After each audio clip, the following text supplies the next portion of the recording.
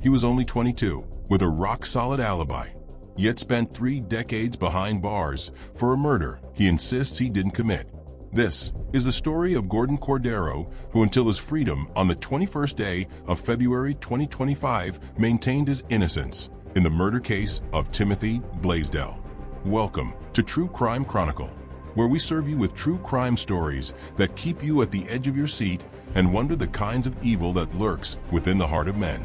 Please leave a comment below, hit the like and subscribe button, and let's ride into mystery together. The coastal roads of Maui twist through lush greenery and small towns, but just beyond the tourist postcards lies an area locals call Skid Row, where life's margins meet desperation and shadows linger along abandoned storefronts. On August 11, 1994, in that very stretch of upcountry Maui, 20-year-old Timothy Blaisdell was found shot to death in a ravine, an apparent drug deal robbery gone tragically wrong.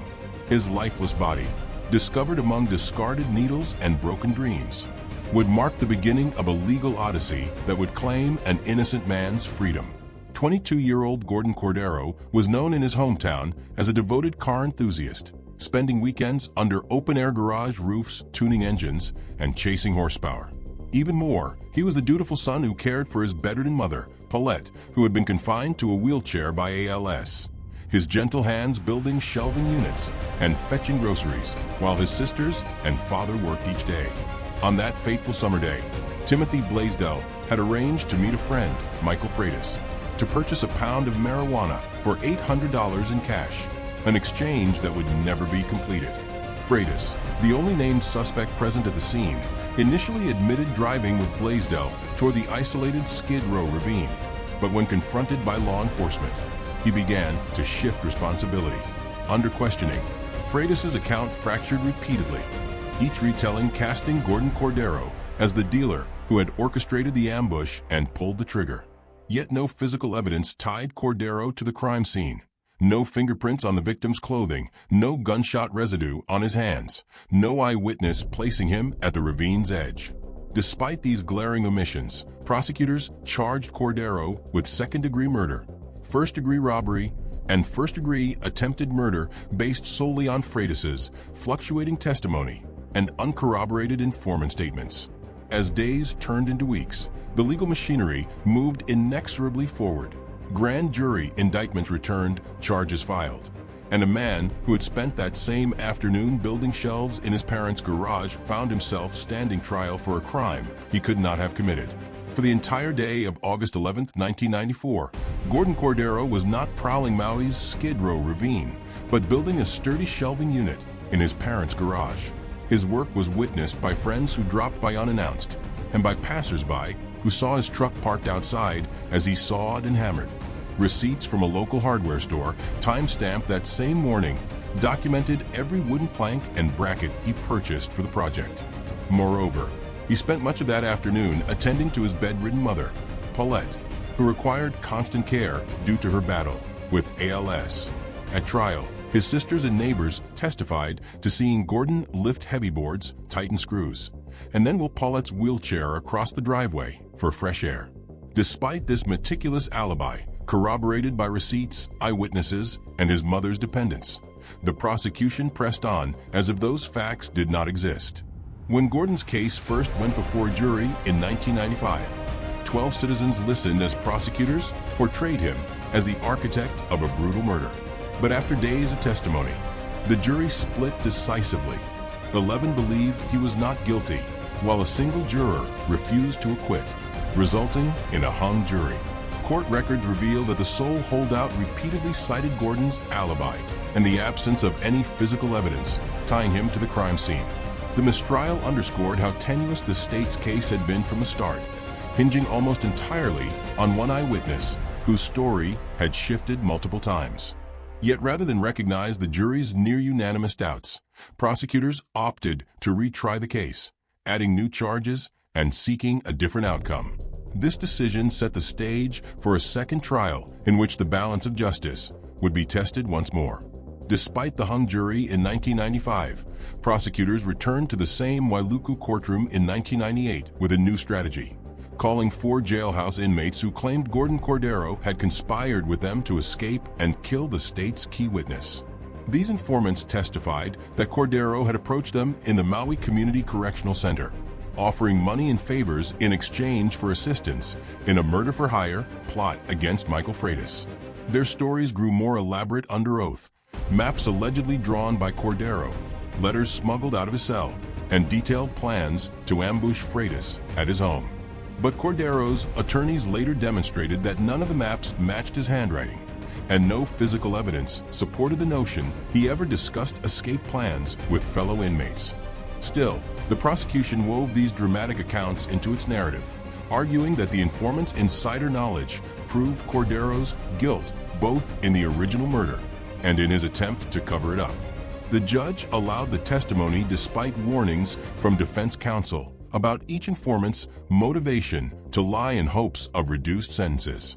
With the new witnesses on the stand, second-degree murder was joined by first-degree robbery and first-degree attempted murder charges, raising the stakes for the defendant to life without parole. After 3 weeks of testimony and closing arguments, the jury retired to deliberate with the additional murder-for-hire allegations weighing heavily on their minds. Just 3 days later, the verdict was delivered: guilty on all counts, and a life sentence without possibility of parole was imposed upon Cordero, then only 26 years old. In the hushed courtroom, Cordero's face remained impassive, though his family collapsed into tears, an outcome driven by informant testimony later deemed entirely fabricated. Those same informants subsequently recanted, admitting they had lied in exchange for leniency. Yet years of appeals would go nowhere until modern DNA technology provided new hope. By the time Cordero entered prison to serve his life term, he had already spent more than half his life behind bars for a crime without a single piece of physical evidence linking him to the scene. The second conviction closed the book on his legal battles, at least until a long-shot plea for DNA testing reignited the case more than 2 decades later.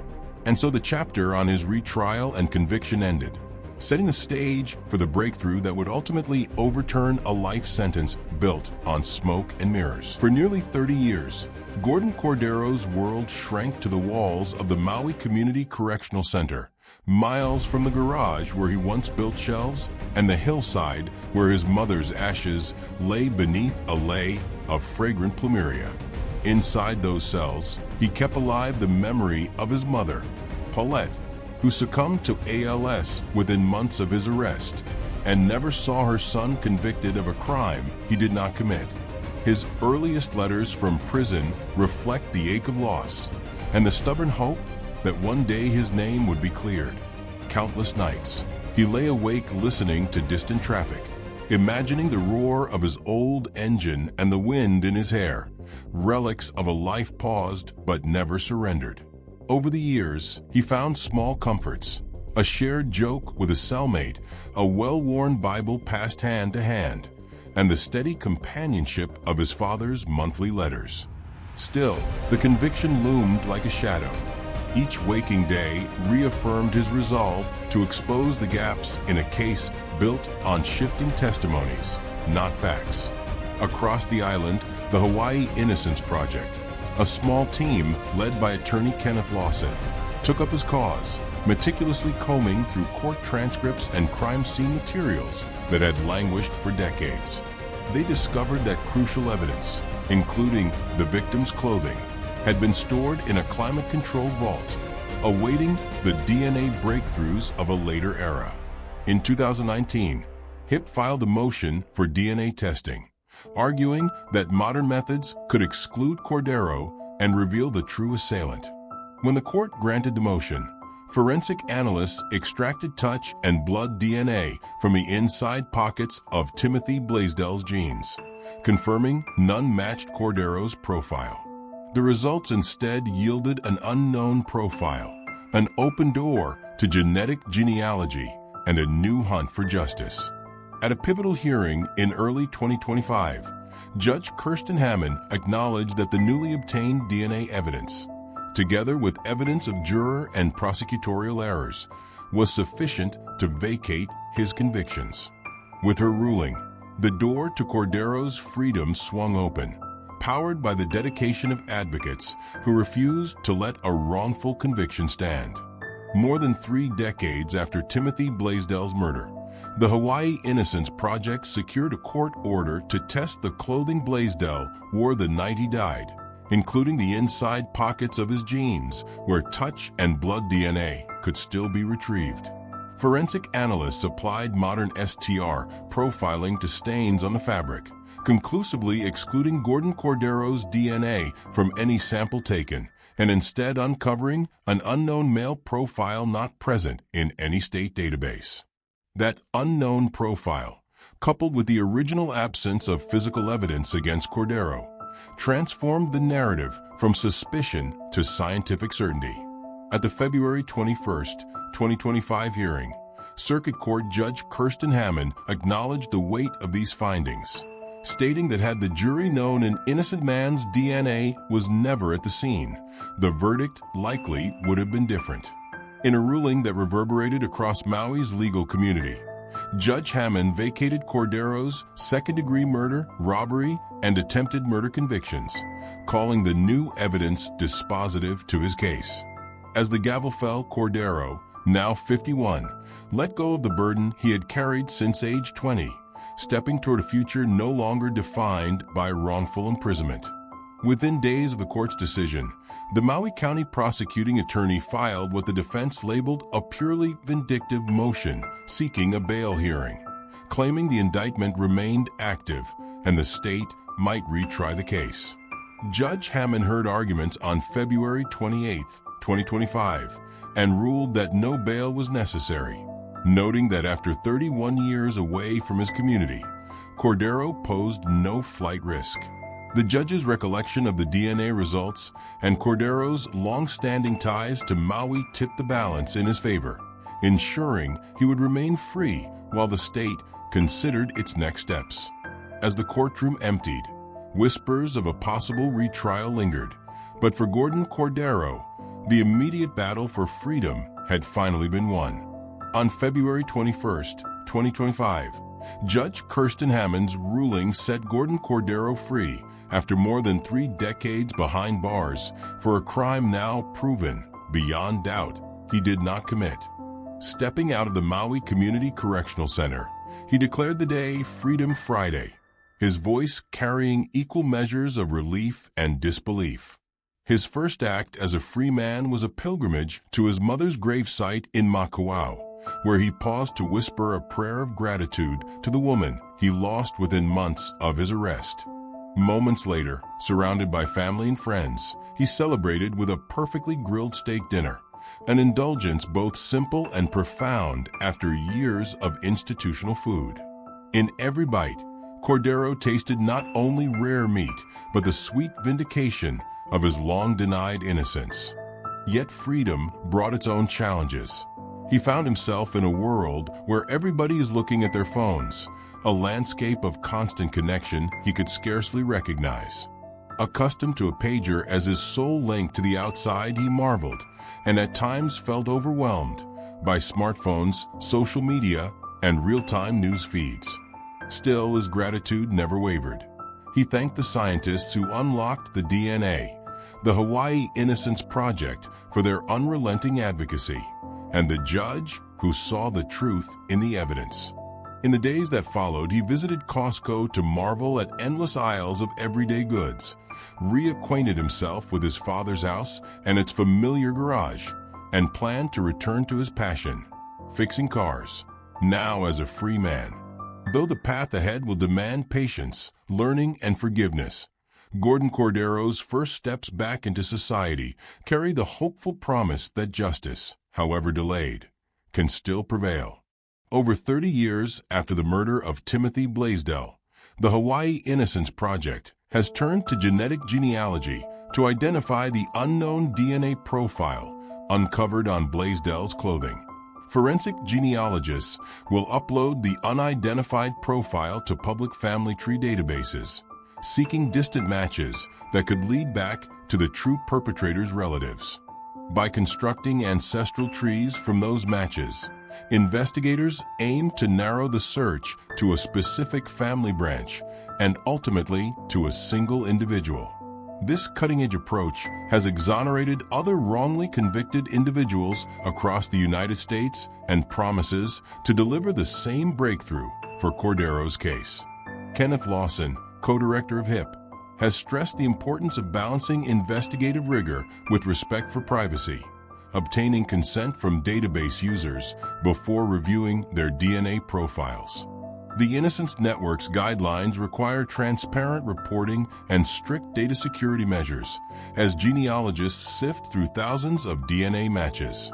As the search for the unknown donor's identity unfolds, every new family link brings Cordero one step closer to full vindication, and the community one step closer to true justice. The genetic genealogy effort, bolstered by public donations and volunteer experts, stands as the final chapter in the pursuit to clear a lifetime of wrongful incarceration. As Gordon Cordero steps into a world that once rejected him, his journey from wrongful conviction to exoneration stands as a testament to the power of perseverance and scientific progress. His case underscores how reliance on incentivized jailhouse informants and absence of physical evidence can lead to profound miscarriages of justice. It also highlights the transformative impact of modern DNA testing, which each year frees dozens of innocents. Since 1989, more than 375 people nationwide have been exonerated through post-conviction DNA analysis. Organizations like the Hawaii Innocence Project, founded as a student-staff clinic at the University of Hawaii, pursue these cases at no cost, driven by a mission to free the innocent and reform the system. Their work is part of a broader innocence network that across the United States has helped secure freedom for over 250 people wrongfully imprisoned. Yet DNA evidence is available in only a fraction of convictions, 5–10%, and far too many cases rely on less reliable forensic methods or uncorroborated testimony. To prevent future injustices, we must advocate for systemic reforms. Mandatory recording of interrogations, improved eyewitness identification procedures, and limits on the use of incentivized informant testimony. We must also support public funding for evidence preservation and access to post-conviction DNA testing, ensuring that no viable sample is ever discarded or destroyed.